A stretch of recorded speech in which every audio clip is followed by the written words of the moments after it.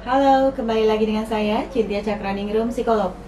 Kali ini saya akan membahas mengenai terapi token ekonomi.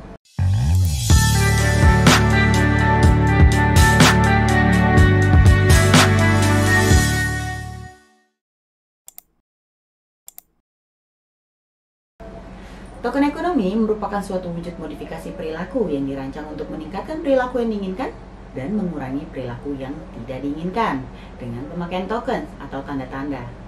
Teknik ini biasanya digunakan untuk mengembangkan perilaku sesuai dengan tujuan yang diharapkan melalui penggunaan token. Setiap orang mendapat token setelah menunjukkan perilaku yang kita harapkan. Selanjutnya, token itu dikumpulkan dan dipertukarkan dengan suatu objek atau penghargaan yang bermakna. Penghargaan yang diberikan harus menjadi rangsangan yang netral atau tidak berpihak. Jadi, harus disukai dengan si orang tersebut sebagai reinforcement untuk perilaku yang dikelola dan diubah. Kemudian ada karakteristik terapi token ekonomi.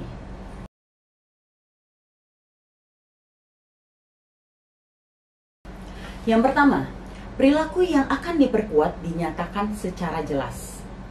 Kemudian yang kedua, prosedur didesain untuk memberikan stimulus yang diperkuat. Token tadi, ketika perilaku yang diinginkan atau targetnya itu muncul. Kemudian yang ketiga, aturannya dibuat untuk menentukan penukaran token pada objek yang diperkuat. Jadi kita harus punya kesepakatan sebelum ada penukaran token. Lalu ada prinsip pokok tentang terapi token ekonomi. Dalam penerapan token ekonomi ada prinsip-prinsip yang perlu dipenuhi. Yang pertama, terapis harus memberikan token segera setelah perilaku target yang diinginkan terjadi. Jadi jangan terlalu lama memberikan token tersebut, nanti anaknya bosan. Kemudian yang kedua, terapi harus memberikan pujian pada individu atau orang atau anak tersebut di samping memberikan token setiap kali perilaku yang diinginkan.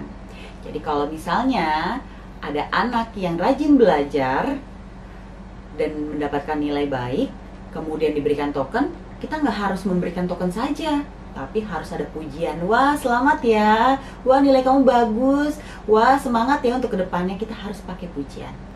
Kemudian yang ketiga, untuk anak-anak atau orang dewasa atau individu dengan cacat intelektual yang cukup parah, di awal program, penguat atau reinforcement tambahan harus diberikan kepada individu atau anak tersebut bersamaan dengan diberikannya token. Sehingga token akan lebih cenderung menjadi penguat bersyarat untuk masa depan.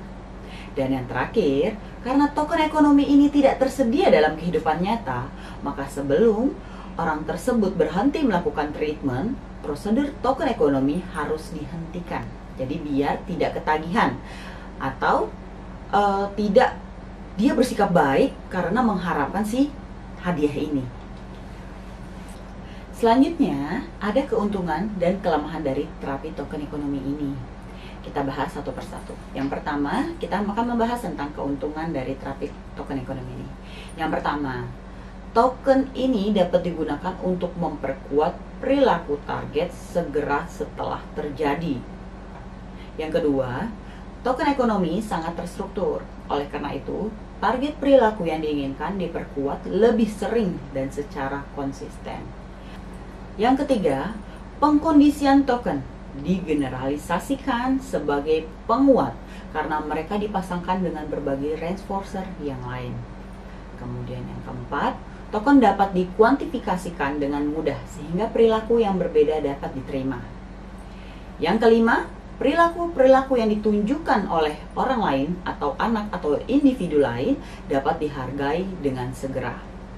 Yang keenam, besarnya reward atau hadiah adalah sama dengan nilainya untuk semua individu dalam satu kelompok. Jadi jangan ada perbedaan, jadi harus sama. Kalau misalnya hadiahnya dibelikan es krim, berarti satu kelompok es krim semua. Kemudian yang ketujuh, penggunaan hukuman atau respon cost lebih sedikit resikonya dibandingkan bentuk-bentuk hukuman yang lainnya. Dan yang terakhir, individu dapat belajar keterampilan-keterampilan yang berhubungan dengan masa depannya. Selanjutnya kita akan membahas tentang kelemahannya.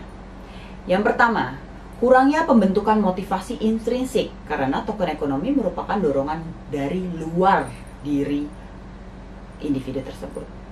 Kemudian yang kedua, dibutuhkan dana lebih banyak untuk penyediaan pengukuh atau pendukung atau backup reinforcer. Dan yang ketiga, ada beberapa hambatan dari orang yang memberikan. Nah, itu dia semuanya tentang token ekonomi. Token ekonomi sangat cocok untuk anak-anak yang malas belajar. Oke, sekian dari saya. Semoga bermanfaat bagi kita semua. Terima kasih.